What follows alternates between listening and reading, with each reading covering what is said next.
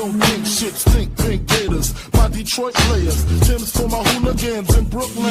Dead right, if they head right, Biggie there, air night. Papa been smooth since days of under rules. Never lose, never choose to. Bruise, cruise, who? Do something to us. Talk, go through us. Girls want to us, wanna do us, screw us, who us? Yeah, Papa and Papa.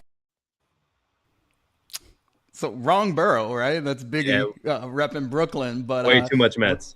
Yeah, I knew you'd say that. Mike does a great job. Mike cut that up, not me. Mike does a great job to bring it back to Chicago, a place that I guess we could all say that we've been and, you know, we've met there, you know, not together. I've never met Mike in person, just so you know, which is wild because we're going on almost like 4 years. And I do love this man, but I've never, he bailed me out when we were at the National.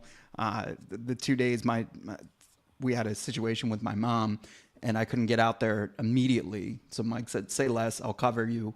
So he covered me for 2 days, but then he had to go to Florida. So with his girl, and I ended up in Chicago without him, which was wild, but you know, it was so much fun, man. And I'm looking first time I left Chicago in like 10 years, by the way, the time Mike Powers comes in town. So I don't know. And Mike has met Bert, who is my co-host of The Divide's twin, which is hilarious. And he's the host of Stuff About Sports on the same network. But so essentially, I met Corey and Bert in the same day, really. Yeah, he thought they were the same people. Like everybody says that. Like iHeart was like, you know, Corey's a worker. Like he's on so many. I see him every night on a different show. I was like, yo, that's a twin. Like that's not even him. Like I can't get the guy in studio and he lives 10 minutes from me. So yeah, Corey is not a worker. He is a good teacher though. Speaking of that, this is the On Base podcast for now. Mike and I created this one late night and we're like, this is a great idea. We're like, oh, we could call it OBP and all this other stuff. Mm-hmm. DMs went wild, letting us know that Mookie Betts already had a podcast called On Base. But look, ours is OBP. You know what I mean? We're baseball. I hear a difference already. Yeah, you're good. And his is On Base with Mookie Betts. Like, you know what I mean? Like There's no podcast in there. It's different. Exactly. This is Mookie Betts' show. It's a whole different thing. You know what I mean? He's never had the Bronx Zoo on, Jake. Exactly. You know, True. so we're already one-upping him. But we will ask you as this show goes on, if you think of anything we should rename the pod to, please let us know, whether it's past 10 out of 10 name show right now. We are on base. I like it. I like it. A little off base too, for sure. Oh, okay. Yeah. But look, man, you do some tremendous stuff. You know, for anybody who doesn't know, follow the Bronx Zoo. You know, Jake, you have kind of taken your talents outside of that zoo in Bronx, and you know, I met you first at the Philly show. Mm-hmm. You do amazing interviews for them. You know, your content and just the way you go about it and the way it's an art form. And I really admire it. I love your thoughtful interviews. You don't take up the guest time. Like, you know, a lot of these situations where when somebody gets you, they keep you on for hours and hours and you're just like, all right, man, I got to go. You're in, you're out, you hit the sweet spot, you hit a home run and you just move on. How did that all start? Take everybody back and, you know, kind of share, you know, I know the history, but the guests, our audience would love to hear it. For sure. Well, thank you for the kind words. I started the Bronx Zoo in 2021. So I graduated college in 2018. I worked at TMZ, which a lot of people know for the celebrity news. I focused a lot on sports. I found a niche with baseball in New York.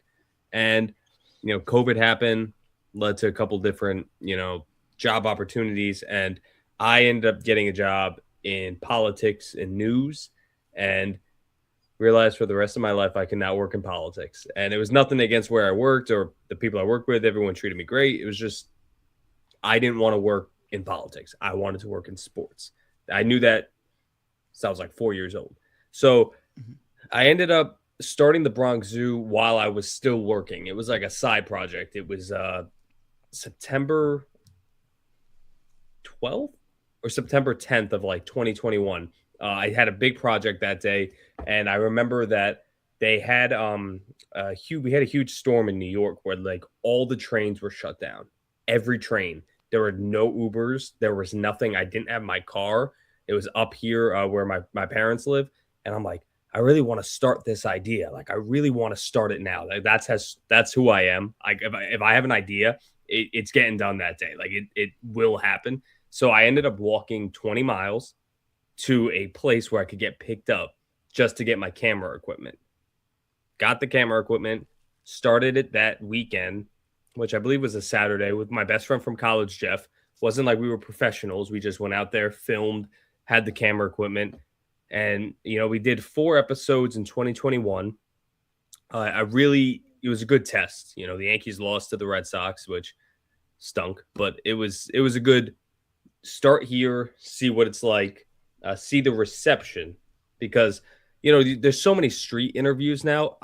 There was no one doing street stuff outside sports stadiums when I started the zoo. Even like some of the bigger names, you didn't see it, and especially for one team. You would see it on like the nightly news, like NBC4, get a couple reactions, but there was no one dedicated to one team. I think the only thing I saw was a podcast for soccer that was kind of doing it in like Europe. So I was like, I didn't even see like anything that inspired me. I was standing on the street corner at the job that I kind of didn't want to be at anymore. And I had to get man on the street content for the news segment. And can't even tell you the question, but it was like someone asked me, it was something about like world affairs. And I had a Yankee jersey on. And the guy said to me, "Is this question going to be about the Yankees?" And I said, "No." And he goes, "Then I'm good." And he walked away. I was on the corner of 50th and 1st. And I said, that kind of sounds fun. What if I go talk to fans? What if I go talk to people outside Yankee Stadium?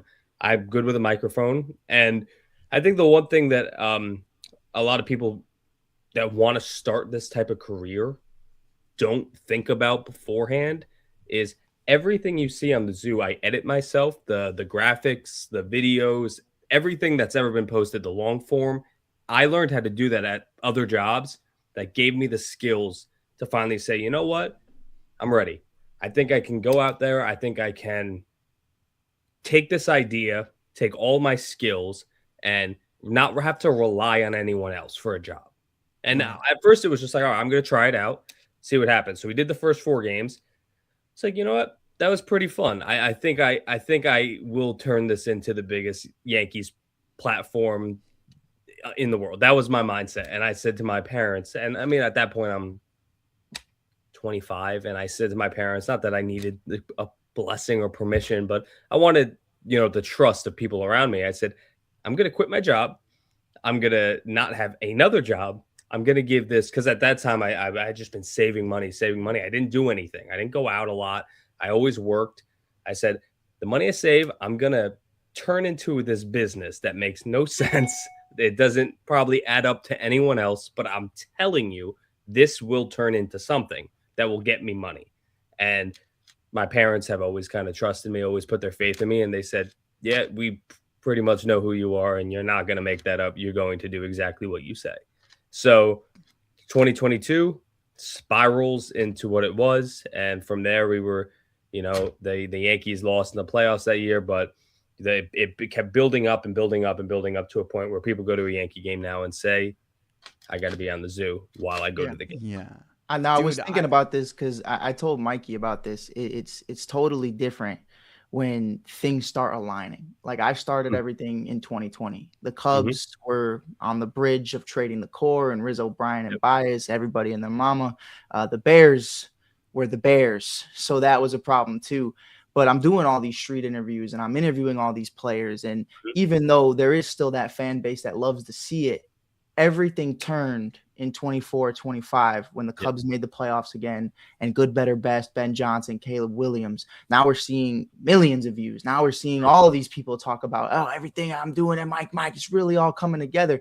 But really, it's everything we've been doing over the last half decade. Nothing's changed except the teams are better. So my only question for you was, Yankees World Series, man. I mean, that and the Bronx Zoo, being able to be a part of that, man. I know you did a watch party. How cool was that for you to kind of be at the highest peak, highest level with the team you love, doing what you love?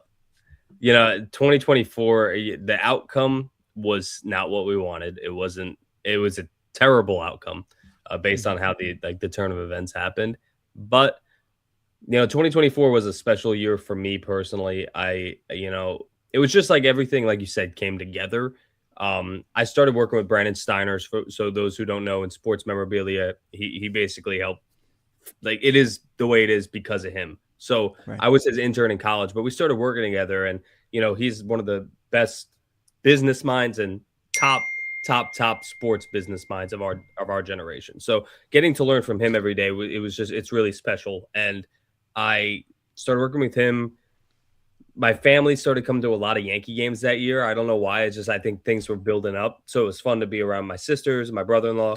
My parents would come. And then I met my girlfriend that year, and she would be with me at all the games that we'd go do the zoo.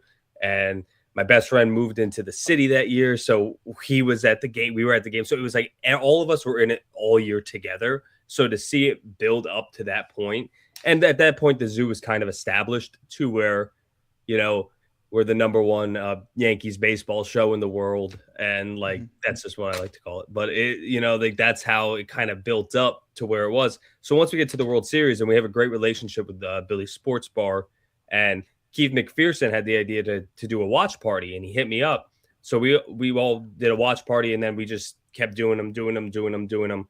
And if you saw Billy's Sports Bar during the World Series for the Yankees, it was insane. And we were just right in the front with our cameras, and it was all those people you see in the front are my family and my friends. So those games it was like everything you wanted it to be. But when the outcome happened, it just kind of actually made me reset, because at that point I had to think to myself, I don't have the luxury to look at baseball as anything but a business sometimes, because I've decided to make it my career. So it's my passion and my love, and it will always be the number one thing outside my girlfriend, my family, that I love with my whole heart. But I have to think about what I'm going to do to pivot. So I'm like thinking to myself, how is this gonna, how's the reaction gonna be? People are so upset. People are sad. So I kind of took that off season last year, and I really just focused on making good content, doing the interviews like we talked about, the interviews that I do with athletes that I've been given the unbelievable opportunity to do. I gotta say that I do put a lot of work into them, because I like how you said art form. I won't boast myself up that much, but I do a lot of research. I do a lot of reading. I really do. And I don't just read about the Yankees. I'll read about the Mets to make fun of the Mets. Like, that's who I am. Like, I will learn everything I can to have the best possible interview. And I actually appreciated how you said that I don't take up a lot of their time. If you have a really good question, it shouldn't take more than a minute to get a really good answer. I try and do a lot of, so I really focused on trying to get as many of those interviews last off season. And then, of course, we started, me and Brandon started the Collector's Vault with Brandon Steiner, which is a Yes Network original on the Gotham Sports app. So cool. I get to, produce that, and it's the opportunity of a lifetime. So I got to focus on that. And, last year, the energy was right back up, and I kind of look at it as a personal responsibility to bring the energy to Yankee fans in only a way that I can. And it's never because of me. It's not that microphone, the power of that microphone has never nothing I said. It's always the fans. Yeah. People think, oh, he's trying to be humble. Trust me, if I don't want to be humble, I'm not going to be humble. I truly mean that when I say they're the ones who bring the magic to what I do. Because they bring the funny reactions. Yeah. No, I'll be backstage with you, and just knowing that you're cooking in your brain, and I admire it. So I know what you're doing. So a lot of our conversations are very quiet. Like, I'm just sitting, like, being in your presence, but I know what you're doing, and I'm just like, man, this guy's so good at it. And it's people think I might be coming off as I'm not trying to come off as a jerk if I'm not talking. Like, I try to have a conversation with everybody wherever I am, But if I'm locked in on trying to get the perfect thing, it's all I can think about. No, it was like me and you sat in the back for hours waiting for Big Papi, Ray Lewis, everybody to walk through. Jake and I didn't have a single conversation until we finished talking to the people we needed to talk to. And then we were talking all day long. You know what I mean? Like he talked to Dansby, I talked to Kyle, I talked to all these people. And after Jake and I sat and listened to 30 other people ask Kyle Tucker if he was re-signing with the Chicago Cubs, kind of just looked at each other. And I was like, I texted Mike, I was like, yo, this Jake guy's legit. Like, I like this guy. You know, he's not asking like the obvious, like, hey, Tucker, you coming back to the Cubs? Like, well, that's the thing. Like, the guys are asked constantly the same questions. The Yankees want some fun. The 1998 Yankees, what makes that team special? How many times have I heard that question? Like, at the end of the day, you have to find something that makes the person want to talk to you again. Right. And then now they know you at all these shows, or they see you at these events, and they come up to you because they're like, that's the guy who treated me like a human. That's the guy who actually like took the time to learn something about me and then try and, you know, get a cool tidbit of information out to the world that many people might not know. During COVID, we noticed John Franco was cooking like every night. And I was like, yo, dude, we want to talk to you about cooking. And he's like, but you don't want to talk Mets? I was like, we'll have like 3 or 4 questions in that in the 20 minutes we had him. But yeah, we wanted to talk cooking with him because we knew that was his passion, and it still is. You said something. I gotta try that now. That sounds good. Yeah, like he was cooking up a storm, man. Like he was like every day, like him and A-Rod like took to Instagram during COVID more than anybody else in my timeline. It was pretty cool, and I got to interview both of them because of that. Awesome. And shout outs to Presidente actually. Nick Castellanos has helped them get back on the map, and I'm proud to say that they did sponsor the show for the last 3 years. Oh, is that the beer he had in the? Yeah, that was the beer he had because they were in Miami. Makes sense, but also like Presidente Light, I'll put it up against any other light beer, and this is not a paid endorsement yet. We're working that out again, but I will tell you that it is delicious, dude. And it's like less than 90 calories. It is, if you could get Presidente Light, and by you, Jake, I think you could get it more because it's actually, it's made in the Anheuser brewery right over the bridge. So it's in Newark or whatever. But it's the same formula. It's just Presidente Light is actually made in the US. So it's so delicious. I love it. Near a bodega near you, go check it out. But what I noticed that you said, and it kind of struck a chord with me, was you weren't doing your dream job, but you were learning the building blocks to your dream job. And I think a lot of youth don't recognize that, right? Yep. So my first job was at Six Flags. I was 14 years old. I was only allowed to be I was only allowed to sweep. So there would be like, there's the park, stay on one side of it. So I was on the east side of the park, which ironically was on the west side. But anyway, I was on the east side of the park. And in New Jersey? At Six Flags Jackson. Yeah. So not only did I, at first not take the job too serious, my dad like pulled me to the side. He's like, I don't care what you do in your life. You need to be the best at it, or at least give it your best attempt. You will learn so much more that way, so that when you're ready for your real job or the job, your dream job, you're gonna outperform everybody. If you get relaxed, you're not going to be ready for that dream job, and you're never going to get that dream job. So that stuck with me, almost like Ricky Bobby, if you're not first, you're last, from my dad. And I still believe it today. So I never focus on what I focus on what I'm doing right now and how it can make me better. And if I'm not the hardest work in the room, how do I gravitate to that person and learn from them? So for you to say that I learned from this, I moved to here, I was doing political, and I learned how to articulate an interview. Like, you learned all these spots that allowed you to then go into business with yourself. The coolest thing about Six Flags is that's where I met the guys that are behind the scenes on the air with the Give Us a Shot Network. We're all 14, 15 years old. And we're just sweeping around. And now, turned out, I can make graphics. Oh, well, I can do this. I'm good at audio. And like, next thing you know, 2014, we're making these little videos, right? And all of a sudden people are like, you should make more of those. And it was actually on Snapchat. It was like the only place you could post like, because it was the only way you could post like short stories and people could see them. Got the hot dog filter rolled up, the dog lens, everything. Yeah, so 2015 we started a podcast. The Mets go into the World Series. It's freaking hilarious. It's a sports comedy podcast. It's ranked 9th. And we were like, how do we get bigger? How do we get bigger? And then the storm of all the podcasts came in, right? Like, and so we're like, all right, how do we change and adapt? Terry Collins leaked thing with the you got to give us a shot. We create a network, and then we try to help out, other people get their own voice. Yeah. No, I mean, I started my first job ever was working in an Italian restaurant. So every skill that I have in my career, I really have learned at every job. So I did musical theater in high school. That got me comfortable in front of a big audience. Italian restaurant, learn how to work hard, service, everything like that. And then TMZ, that was guerrilla journalism at its finest. I'm on the 5 boroughs of New York City at 3 a.m. trying to find a story, do your research. Working in political news. I'm in the middle of New Mexico with low service trying to put together a package for the 6 o'clock time slot.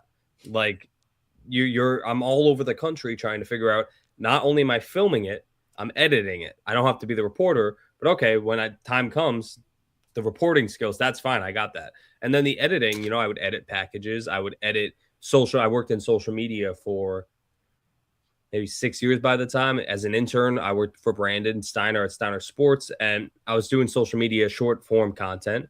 And, you learn long form content. So it's like every part of your career, everyone wants to graduate. And so many people see success of people on social media and think, let me just start. Right. And then you're going to have the same average content. And I don't even like the word content. It drives me crazy. Videos, like old school, like the same average stuff you put out, and it's not going to stand out because you didn't take the time to learn the skills to make really good stuff, or how to piece together a story. Like everything that you do on social media is storytelling.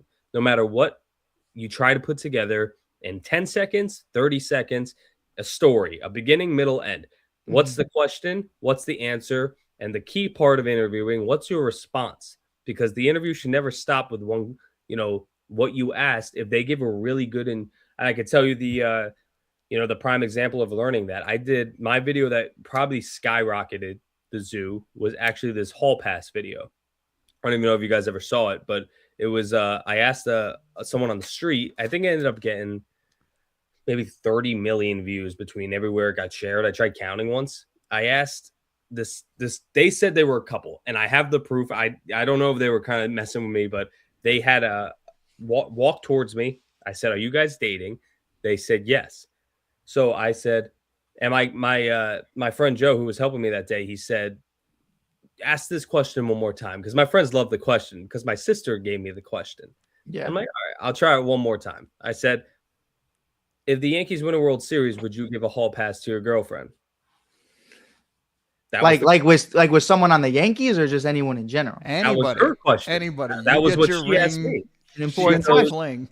She goes, with anyone in the world? And I said, with anyone in the world. That was my response. Why not? And she tells me, yeah, my ex-boyfriend. So I did see this. I go, what? Like, I was shocked. They gave their response. And then I was like, I got to get more. I got to know why she would actually say the ex-boyfriend. So before they walk away, I said, why the ex-boyfriend? And I'll let everyone go watch the video to learn what she said after. Yeah. But that was basically like, I was like, I got to keep this question line going and trying to There's no way they're still dating, bro. That's actually crazy. I have no idea. I got told that, we weren't really dating. I don't know. But on video, I said, are you a couple? They said yes. Yeah. That's all I needed to ask. That's all you needed. No, it doesn't matter. Yeah. It's incredible. But I love it, man. It's incredibly dope when you get to pick the brain of other people. Like, I talk to Mikey all the time, man. Mike's been talking to me since I was 20 years old, and I'm still sweeping peanuts and hosing seats and doing the grounds work at Wrigley Field. Yeah, just working. Yeah, how cool is that, man? I want to do that when I'm like 70. And I mean, we would go up random days once the off season starts. We're still probably there until the end of October. We'd go kick it on the top of the scoreboard. scoreboard every now and again. Allegedly, I can't confirm nor deny if we did that because I'm not getting anybody in trouble. But sometimes we'd go up to places we weren't supposed to be and hang out. I remember we used to the craziest part, but like not related to like our, like a prime story of like motivation, but like the greatest part about working at Wrigley was, in the middle of center field, we have the giant bushes, and sometimes you got to go out there and clean them. And maybe you find a giant dead rat in there. Maybe you find a couple of beer cans, but you'll find a million home run balls. You'll find like a dead rat in them? Every now and again, it happens. Not all the time, but sometimes. But and it was scary. But it's because you don't know if it's dead. You know what I mean? You got like the big like the tongs to like pick it up, and it's crazy.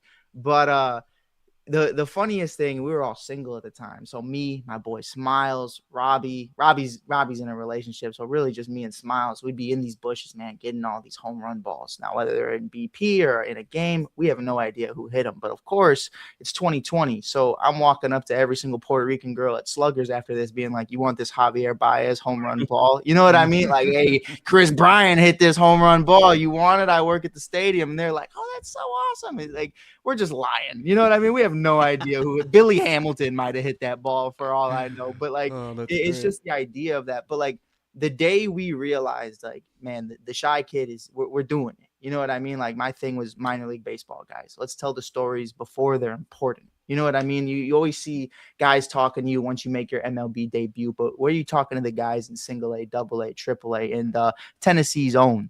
Ethan Roberts. It's my guy, man. He's also a Topps connoisseur. He's a big Topps guy, loves ripping packs. Him and I did an interview over that winter, and this is a guy who barely even saw any time in AAA and just wanted to get his story out on who he is. Amazing person, amazing father, like what he's able to do, gives back to the community, always goes back every offseason to Tennessee, really just giving back. He got the call by David Ross to come up, and it was like the coolest thing in the world. I'm walking with my guys with a bunch of squeegees, and we're going through the rows in the lower deck, and we're just walking. And Ethan Roberts jumps out of the dugout before a 120 start, sees me, jumps over the gate to get over to the fan side of it, and just gives me a huge hug, man. And he's just like happier than anybody just to be there. And the fact that like I got to see that with him and see his major league debut and really be a part of that, it kind of like it reminds you of like, these aren't just people we're interviewing. You know what I mean? These are people we're going to hopefully, and some of you do, some of you don't, talk to for years to come. You know what I mean? Like, can I call Paul Skeens right now after interviewing him 3 years ago? Probably not. You know what I mean? Like, I wouldn't feel comfortable doing that, but I can give Ben Zobrist the ring or other guys a ring and just check in, see how everything's doing. We don't even talk ball sometimes. But like moments like that with Ethan, where it's like, you see all these other guys working at Wrigley, like, why did a Cubs player just run and hug Mike? Like, it's the weirdest thing in the world. Because, we're not talking about at our jobs what we do when we're not at work. You know what I mean? And it was just cool stuff like that, man, where you look back on it and you're like, those are the moments like we're going to remember way past like the amount of views, way past, what it got us, the money that came with it. Like, yeah, Ethan Roberts gave me a hug one time. And like, that was like, that's everything. You know what I mean? Yep. 100%. Crazy. I remember once I had I was at a show, and I think I had just posted a video of Don Mattingly, and I think he should be in the Hall of Fame. And I don't know for sure why he came over to me and said, I think you might have saw the video, but he dapped me up and said, I appreciate you. And I got it on video, and I was just like, it's pretty cool. Like, those things. Like, I don't remember how much views that video got, but. Like, hey, but he saw it is all that mattered. You know what I mean? I believe like, so. I mean, can't confirm or deny, but I believe he had to see it or something because I posted it like 2 days before. Yeah. That's so. How do you feel about Donnie Baseball being in Philadelphia now? Look, we've talked. I got nothing but respect for the city of Philly. I know there's a rivalry with the Giants and the Eagles, but like Philly's a great sports city. It's a great city.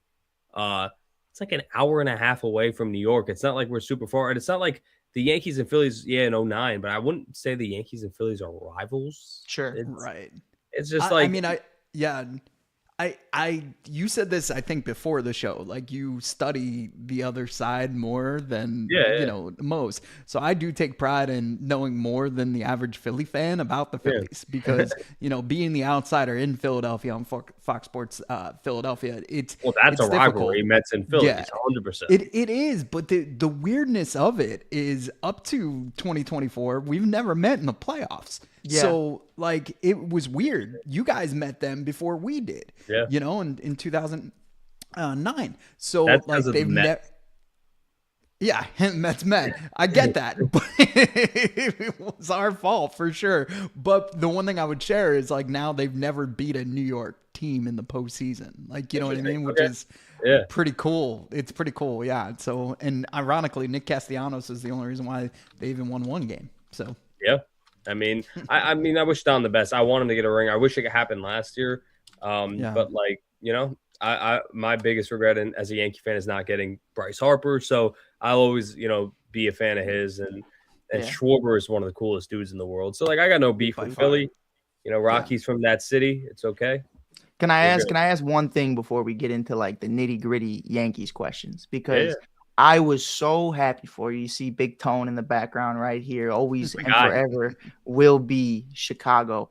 As an Italian kid myself, and for you, man, to have Riz in the Bronx, even for the short time that he was there, what did that mean for you guys, man? Because not only just for yourself, but I saw fans, man. I mean, fans were just, shirtless behind home plate with the Italian flag ripped. I mean, these are like macho soprano looking dudes, like fully engulfed and just amazed by Anthony Rizzo. So, like, what was that experience like? Obviously going all the way to the last dance.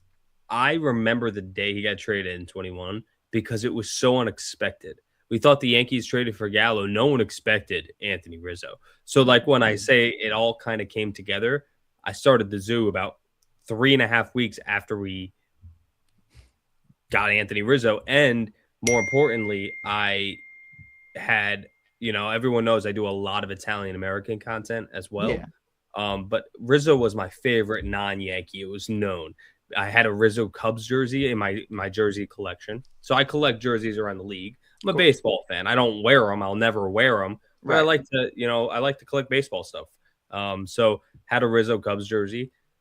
Super happy when they won in 2016 because of him and Bryant. Like, that was such a great team. So it's like, he was always my guy that wasn't a Yankee. And if he could become a Yankee, I would cry.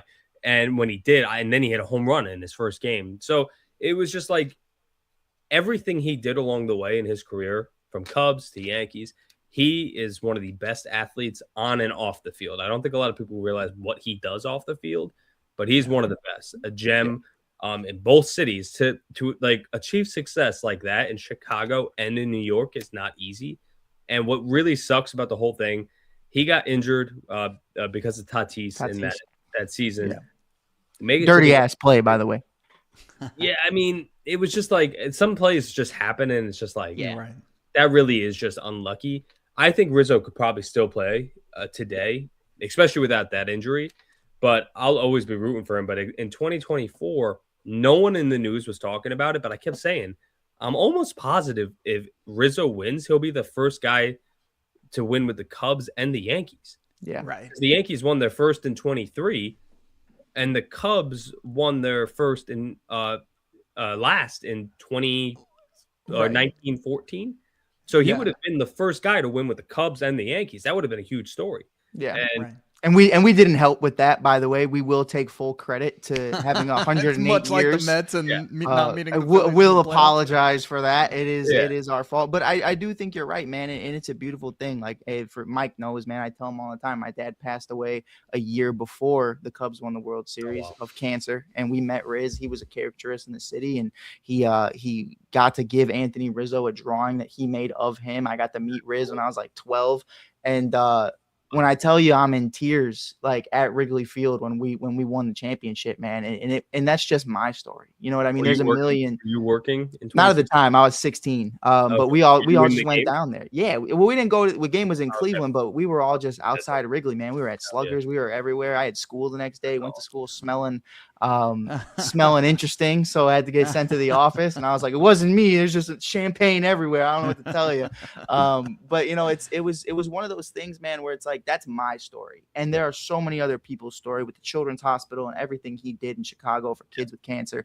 It's a beautiful thing, man, and the coolest thing in the world was last year, bro. I mean, not even last year, last season, where he came back, retired for a day as a Chicago Cub, catches Moises Ballesteros' home run ball, drops it, and then says that's the reason why he's retired. Like, that's like the most. I really imagine he caught the ball. I mean, even the fact that it went to him is insane. He's getting signed. If he catches the ball, he's getting signed. I truly believe that somebody somewhere would have gave him a contract. But like, I remember sitting there with my mom, bro, and we're just crying during like the tribute video. And like that's the effect that I feel like even Yankees fans in the short term of having Riz like kind of feel, man. And it's just a beautiful thing. And my last question, then Mike can take it away. To spin off of that, I actually went to the game when he went on the Yankees, his last game in Chicago. I flew out for a weekend in Chicago and went to that game based around wanting to see him back at Wrigley. It was probably the most unified you'll ever see a stadium.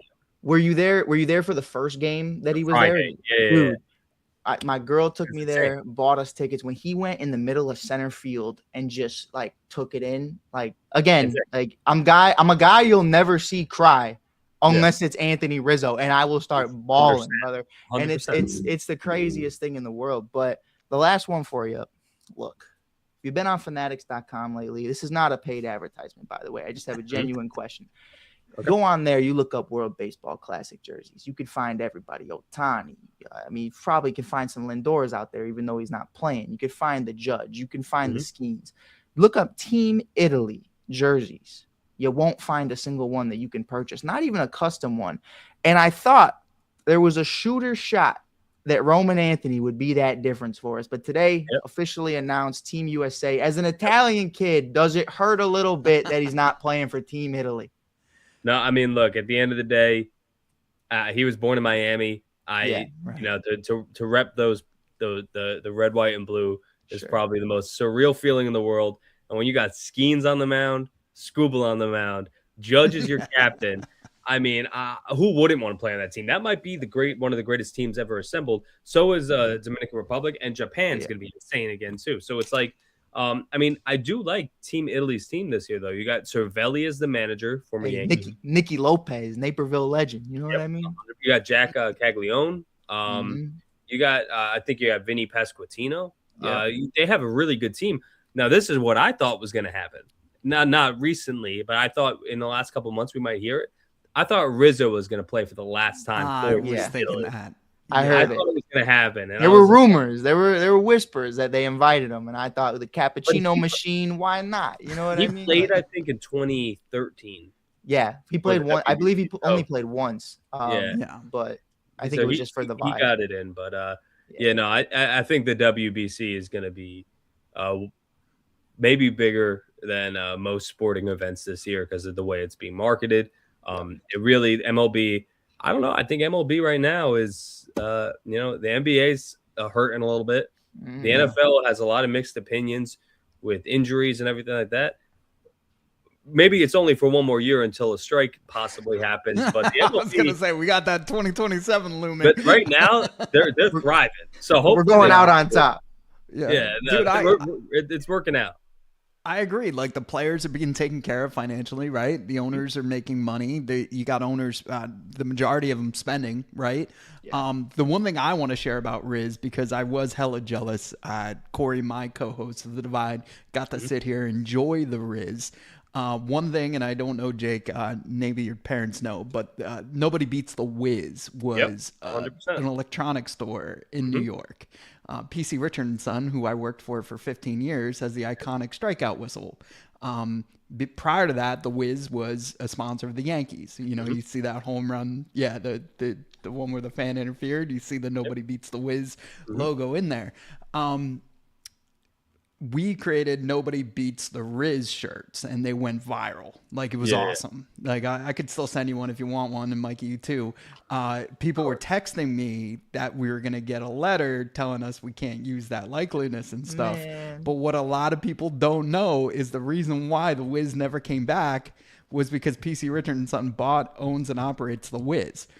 So they beat the Wiz. Nobody Beats the Wiz. PC Richard & Son did, and now they own thewiz.com. So I was like, being so close with the Richard family, I was like, I don't think they're gonna have a problem with me making this shirt. In fact, they have a couple.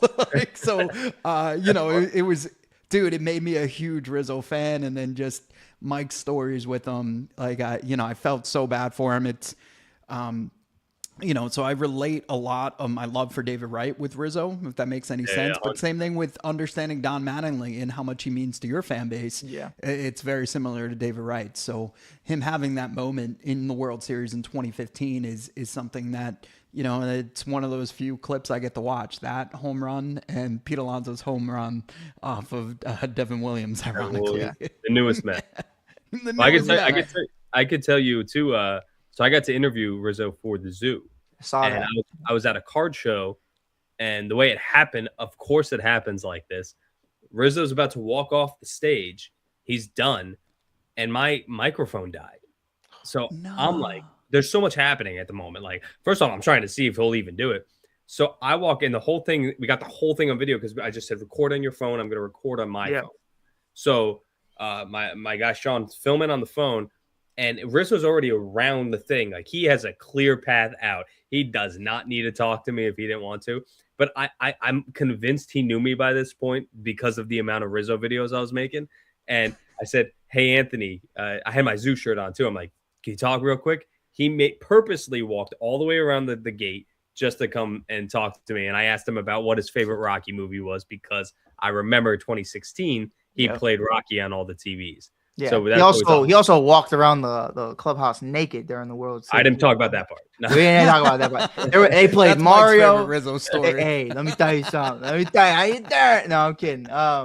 Played Mario. I mean, all types of stuff, bro. Like, that is, I will say, I don't think anybody has a negative Anthony Rizzo story, 100%. And I don't think you could pay someone to write one. Like, that's one of those ones that, like, I told Mike, I was like, the second. And of course, we're all jokes. The shy kid will go on. But, like, the second we get a Riz interview, I'll be like Thanos when he finally sits down. I'm gonna be like, I can rest now.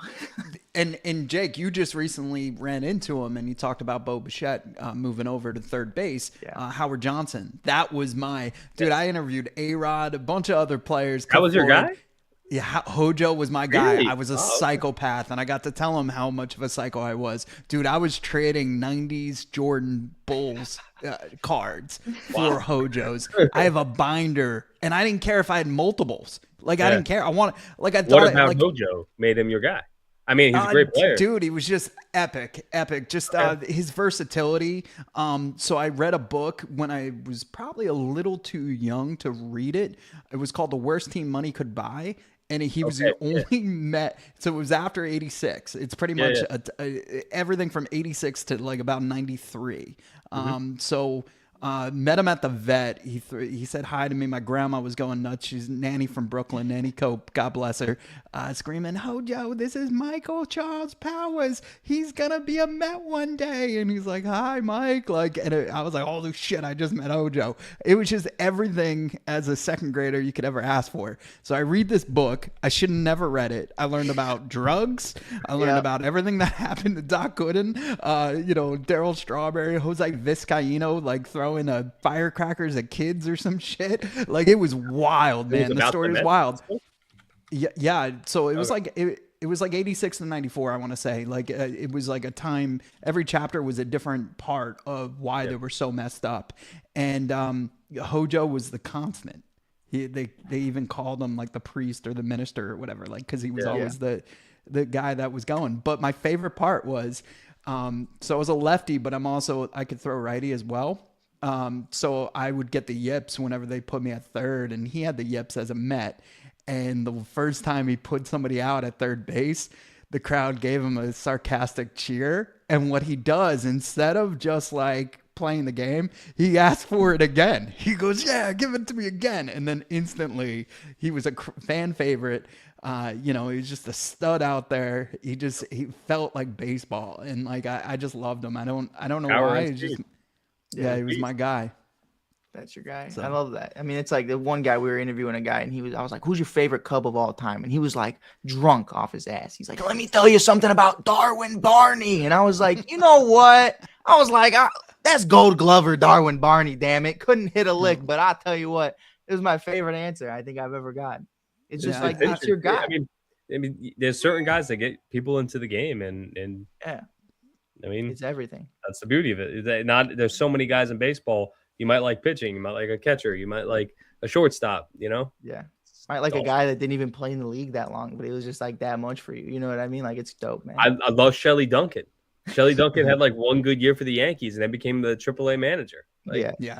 Let me tell you something about a 2023 cold Chicago day in May. And Tucker Barnhart in the 14th inning almost took us home. We ended up losing that game against Miami. But Tucker Barnhart, I was like, I'm a fan, brother. I'm a fan. Guys got some heart. Came off the bench and said, F it, we're going home. I love it. I love it. Yeah, man. So look, like, this has been awesome. I could talk to you forever. And I know I'm going to see you in March, and I'm excited for that, right? At the Philly show. So yeah, so we'll be there together. Anything you want to share, anything you're up to, or anything, what's going on in the world of the Bronx Zoo right now? We've just been busy. We just went to Pinstripe Pride. I think we interviewed like 25 Yankees. Definitely traveling. I get to do work with the National. I went out to San Francisco. That's separate from what I do with the zoo. So that was cool. So just getting to, opportunity to see memorabilia and autographs, which I love. And I'm not as big into cards as I am into memorabilia, which is kind of the flip of the ways today. But I'll be at the National, Chicago. I'll be going up to the Boston show, the Philly show, Chantilly show in DC. And then everything I get to do working with Brandon at Collectible Exchange, gone up to Buffalo a couple times with him. Collectible Exchange is helping take down the Bills Stadium, which is really, really cool. Shit. That's because they're even selling the urinals. We want one for the studio. We're talking the troughs, man. Yeah. We were talking about how we could get plumbing down here. And like, it was cool. Brandon, like I said, he's truly a sports marketing genius of our time, and just see, how everything works. And, the Collectible Exchange is just doing insane things right now. So I'm staying busy as much as I can, waiting for Yankees to come back. Yeah. And, I'm trying to think of, I was going to ask, because last March when I saw you, you were like toasted. You just got back from spring training. I went to Miami and Tampa. Yeah, I'm not doing that again. I'm not. If I am, I'm wearing sunscreen. Yo, you look like a Pop-Tart. I saw a video of me from that show, and I remembered the pain because the night before I was on I was waiting at the hotel to fly back from Tampa to go to Philly, and me and my friend Eddie, we both got like sunburned. And they were toasted. I bought my own bottle of like aloe, and I was just, it was terrible. It was probably the worst sunburn I'll ever have in my life, and now I learned a lesson. I won't be doing that again, but I'll be at the Philly show rested and healthy, and if I go to spring training, it might be for one day, and I will not sit in center field with the sun on me for 9 innings. So hey, wear SPF, baby. Dude, that is awesome. The sun loves you, Jake. The sun loves you. So funny. That's so funny. Too much. It was crazy. I might need your help. Ironically, 2 years ago, maybe more than that, I'm lying. It's been like 3 or 4 years ago. Lindor hit 2 home runs on opening day, and I won a lot of money through DraftKings. And I told somebody, like, the Mets had this Mets memorabilia store. They still have it, actually. But in there, they had pieces of the Citi Field wall. And I told my buddy, if this hits, I'm walking right in there and buying a piece of that wall. And I did. So the funniest thing was the whole ride home, I took the train, and people were like, yo, where'd you get that? And I just told them I took it. like I ripped it off the wall. I was like, it was such a great game. Panel? Yeah, I'll go grab it real quick. Damn. Yeah, it's awesome, dude. No, but like, Dude, like that is like the memorabilia part, like you said, dude. I think is like the coolest part of it because like the Yeah, cards are dope, but like if it's game used, it's game used, brother. You know what I mean? so special. It gives. Oh damn! It doesn't- I'm telling you, So it's yo, real. I'm just sitting there on the train, and it's got the little QR code with the where you I can like see where it used to be and stuff. But my thoughts was I never knew what I was going to do with it afterwards, right? I almost had Okay. Todd sign it, and we are going to give it away for the Children's Hospital, which I still want to donate it one day. That'd be cool. But I figured, how cool would it be knowing that Mike Piazza is coming to the Philly show to have him to be the first Met to sign it? Well, You know? grab me a side. I'll make sure I film it. Yeah, hell yeah, man. So, yeah, I just wanted to throw that out in the universe. cool. He's going to be there Saturday. Now, is that from when City Field moved their walls in because they weren't winning any games? I think so. So it was like Okay. the first year Cohen like took over the team too, like right after COVID. I was there with my buddy Matt, and he was just laughing. And I'm telling people through the subway, through New Jersey Transit, that I just took it. Like I ripped it off the wall. Like I wanted something to remember this by. I live so far But away. you know what? It's believable. Cool. I've actually seen people like walk out with stuff at stadiums, like Yeah. full seats. Oh yeah. And I'm like, how did you bring a screwdriver? Like, how did you get it out of the cement? I have no idea. Yeah. Just Yo, through the so, power yeah, of we friendship, definitely, brother. I want to highlight some of those Buffalo stuff with you one day and see if we could get something down here. I'll put you in touch with Brandon. Yo, that is awesome, man. That is so cool, bro. Like you're always up to awesome stuff, and I think it's because like a lot of creators and people that know the sauce don't like sharing it. You have always been helpful, and I think that always it pays off, right? Like it people notice and people want to work with good people, and Jake, you are definitely a good person, and I'm honored to be in a room with you. I'm honored to. You know, like I said, I was worried. I knew you were traveling in San Diego, and Mikey gets all excited. He's like, "Jake's gonna come on." I was like, "Yo, dude!" Like, Well, because like I'm the same as Jake, where it's like we started the show. It's been a few weeks. I'm like, Jake's coming on, and Mike's like, well, just don't bother him. I'm like, no, like I have it in my head that never Jake's bother. coming on. It's So never Jake's about. You coming guys hit on. me up whenever. Yeah, no, you know, it's and like I'll end with that. Like, just you know, I try to be. So many people try to fake it till they make it. Yeah. If you know me, I'm exactly the same on camera that you see as a zoo. it's awesome. And I don't need to feed my ego in a way. I definitely am proud of the work I do, but at the end of the day, like I want to be watching I don't need to be watching the game, with a bunch of athletes and all this stuff. I need to be watching the games with my friends and my family. And I'm at Billy's Sports Bar, and I got all my friends right there. That's all I need. Like, that's just me. This has always been about, and I'll even catch myself. I'll be like, I posted a lot of athlete interviews. I need to make sure I'm balancing it with the fans, because at the end of the day, this is the fans show. Like, this isn't my show. This isn't the Jake show. This is the Bronx Zoo. And, when I chose to pick that name, that was a responsibility to the fans to make sure their voices were always heard. I love that, brother. I love that, man. Well, we're part of that zoo, even though we're not 100%. From that borough. The zoo respects Philly and Chicago, just not the Mets. Yeah, of course. Love it. Thanks, man. Look, please, everybody, check out Jake's work. I'm sure you've ran into it. The coolest part, and I'll leave with this, is when I see the stuff repurposed and I know it's yours. Like, that's got to be a great feeling when somebody else takes your video and makes it into something else. Because I've seen like dating apps use that question, or like where you could see if your wife's cheating on you or something, and it's you asking that couple that question. I've never seen that. Now I gotta kind of look that up. Dude, I'll send it. Yeah, because maybe that's funny. You should reach out to them and get some money. Yeah, but dude, it's awesome work, and just keep it up. And for you guys, you guys are killing it. When you guys come up on the screen, I don't stop scrolling. Appreciate you, thanks, brother.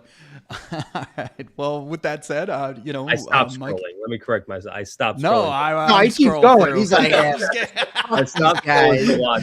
Just wait the 3 to 5 seconds to get us that view, like, because we need them right now. No. For anyone who really knows, you look at the full analytics and you want to see who watches till it's 60 seconds. That's a great feeling, actually. That's the better feeling. I will watch the 60 seconds.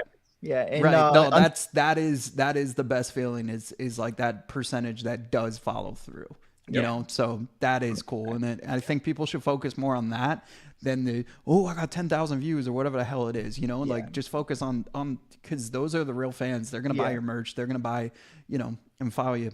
So well, yeah, you look down every single view, man, and it gets down a dark road where you start like their profile pictures Megan Fox or something. You're like, oh, this is a bot. So like half of these are bots. You know what? You start to get to that point. You're like, I always read the comments, the genuine ones that are just like people having a blast.